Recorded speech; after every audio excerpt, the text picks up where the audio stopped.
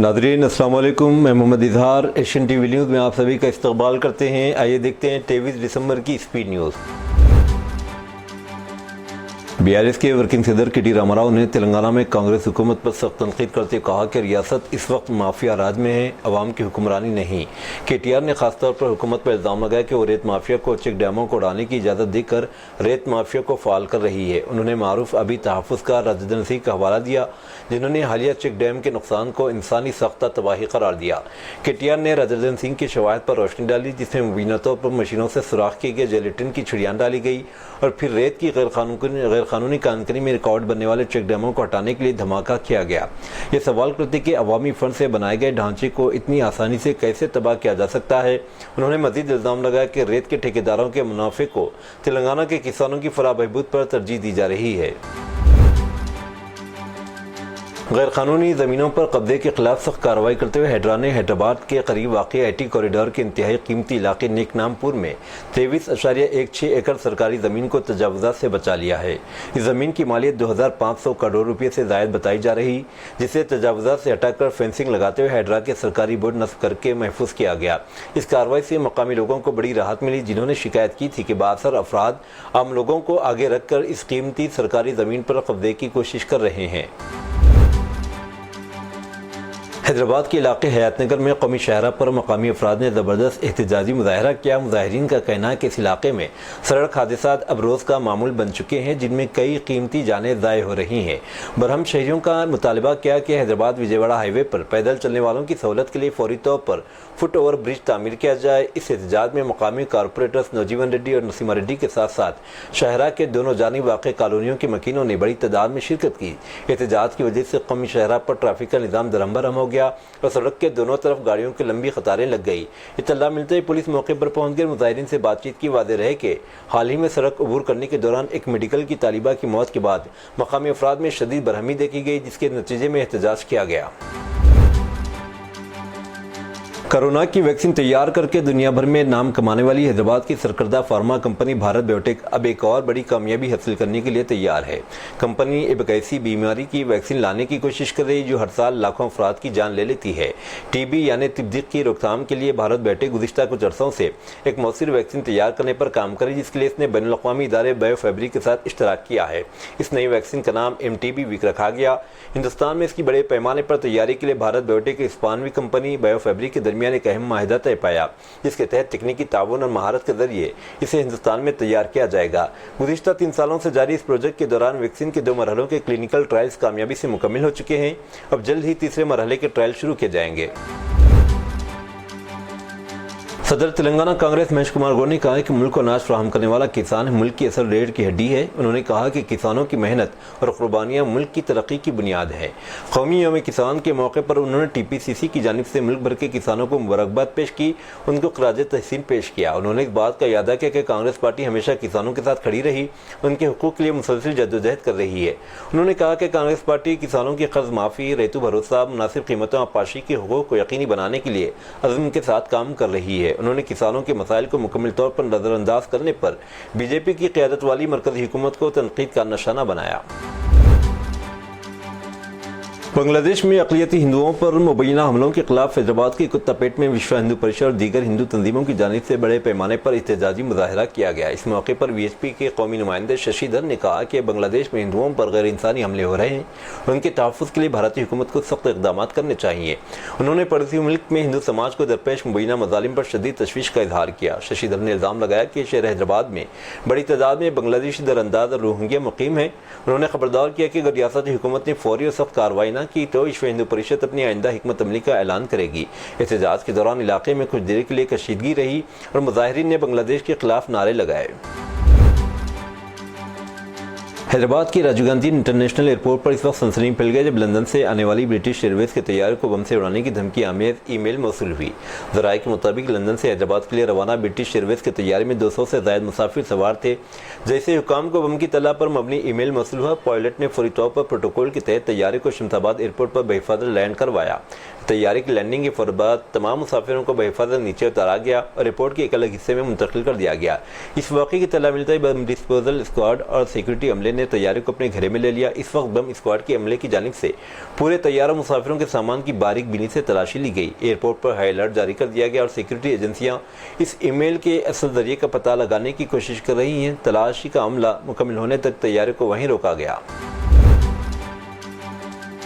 تقریباً ہر گھر کے سامنے صدا لگانے والا کسی شخص کو دیکھ کر اکثر لوگ اسے بھکاری یا کوئی سادھو سمجھ لیتے ہیں، لیکن تلنگانہ کے ضلع میدک کے جھانسی گنگاپور گاؤں میں ایک ایسا ہی نوجوان نظر آیا جو دراصل اپنے باپ کی کامیابی کے لیے مانگی ہوئی منت پوری کر رہا تھا۔ اس نوجوان کا نام بھاسکر ہے، جس نے اپنے باپ مانے گالارام کشتیہ کی سرپنچ الیکشن میں کامیابی کے لیے ایک انوکھی منت مانگی تھی۔ واقعہ کچھ یوں ہے کہ رامائمپیٹ منڈل کے جھانسی گنگاپور گاؤں میں سرپنچ کے عہدے کے لیے دلچسپ مقابلہ دیکھنے کو ملا۔ یہاں رام کشتیہ کے خلاف ان کے دوسرے بیٹے وینکٹیش نے ہی پرچہ نامزدگی داخل کر دیا تھا۔ اس خاندانی سیاسی جنگ میں ہر طرف تجسس پایا جا رہا تھا، تاہم حتمی نتائج میں باپ نے اپنے بیٹے پر 99 ووٹوں کی برتری حاصل کرتے شاندار جیت درج کی۔ تلنگانہ کے شیواریڈی پیٹ وقار میں واقع وقف قبرستان سروے نمبر 46 کی 962 مربع گز اراضی پر غیر قانونی فروخت کا سنگین معاملہ بے نقاب ہو گیا۔ Speaker Telangana assembly Mr Gaddam Prasad Kumar کی ہدایت پر ضلع انتظامیہ وقف بورڈ نے فوری کارروائی کرتے قبرستان کا مشترکہ سروے مکمل کر لیا۔ اطلاعات کے مطابق وقف قبرستان کی قیمتی زمین کو مبینہ طور پر غیر مجاز افراد نے منظم سازش کے تحت غیر قانونی طور پر فروخت کر دیا تھا۔ اس سلسلے میں محلے کے عوام اور انتظامی کمیٹی جامع مسجد شیواریڈی پیٹ نے وقف بورڈ تلنگانہ کے چیف ایگزیکٹو آفیسر جناب اسد اللہ سے ملاقات کرتے تحریری شکایت پیش کی تھی۔ اسپیکر کی ہدایت پر عمل کرتے ہوئے کلکٹر وقار اور سی او وقف بورڈ کی نگرانی میں 20 دسمبر بروز ہفتہ صبح 11 بجے وقف انسپکٹر حسن شریف منڈل آفیسر کے ذمہ داران اور وقف بورڈ کے سروے جناب میر علی حمزہ نے قبرستان کا مشترکہ طور پر تفصیلی سروے کیا اور زمینی صورتحال کا باریک بینی سے جائزہ لیا۔ سروے کے دوران غیر قانونی فروخت سے متعلق اہم حقائق سامنے آئے، جس پر متعلقہ محکموں نے ملوث افراد کے خلاف سخت قانونی کارروائی کی یقین دہانی کرائی ہے۔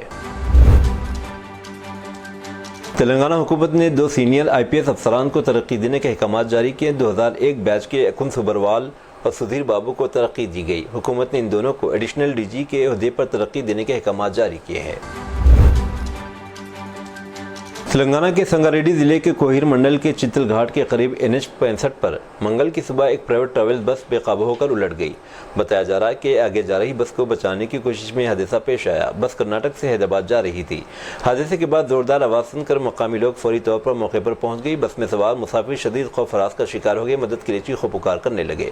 اطلاع ملتے ہی پولیس، ہائی وے عملے اور مقامی افراد نے مل کر مسافروں کو ایک ایک کر کے بس سے باہر نکالا۔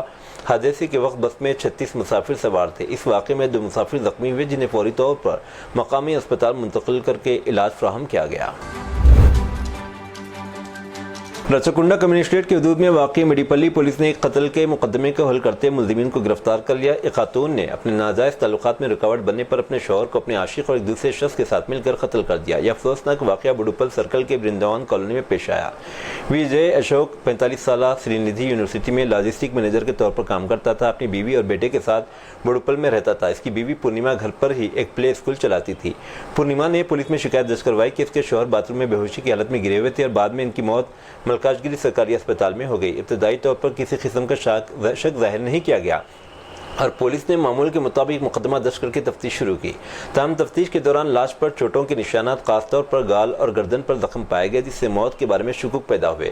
اس کے بعد CCTV فوٹیج اور تکنیکی شواہد کی مدد سے پولیس نے گہرائی سے تفتیش کی تو اصل حقیقت سامنے آ گئی۔ تحقیقات میں انکشاف ہو کہ پورنیما کا اسی کالونی میں رہنے والی تعمیراتی مزدور مہیش 22 سالہ کے ساتھ ناجائز تعلق تھا۔ شوہر اشوک کو جب اس پر شک ہوا تو اس نے پورنیما سے سوالات کرنا، اسے پریشان کرنا شروع کیا۔ اس کے بعد بیوی پورنیما اور اس کے عاشق مہیش نے اشوک کو قتل کرنے کی سازش رچی۔ حیدرآباد کی ایک 20 سالہ خاتون جو BTech کی طالبہ تھی، اس کے بوائے فرینڈ کی جانب سے شادی سے انکار کرنے پر خودکشی کے لیے واقعہ اتوار کو میرپیٹ پولیس اسٹیشن کے دائرہ اختیار میں آنے والے علاقے میں پیش آیا۔ وہاریکا نامی خاتون جو الماس گڑی کی رہنے والی تھی، پچھلے کچھ سالوں سے اسی علاقے کے ایک شخص کے ساتھ تعلقات میں تھی۔ حال ہی میں شخص نے، جس کی شناخت کشور کے نام سے کی گئی، مبینہ طور پر اس سے شادی کرنے سے انکار کر دیا تھا۔ انکار سے دل برداشتہ ہو کر خاتون نے حیدرآباد میں اپنے گھر میں پھانسی لے کر خودکشی کر لی۔ بعد ازاں اس کی لاش کو پوسٹ مارٹم کے لیے اسپتال منتقل کر دیا گیا۔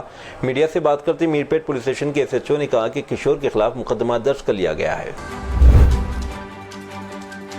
اینٹی کرپشن بیورو تلنگانہ نے ڈپٹی ٹرانسپورٹ کمشنر محبوب نگر کے خلاف آمدنی کی غیر متناسب اخراجات کا مقدمہ درج کیا ہے اور ریاست میں مختلف مقامات پر تلاشی لی جا رہی ہے۔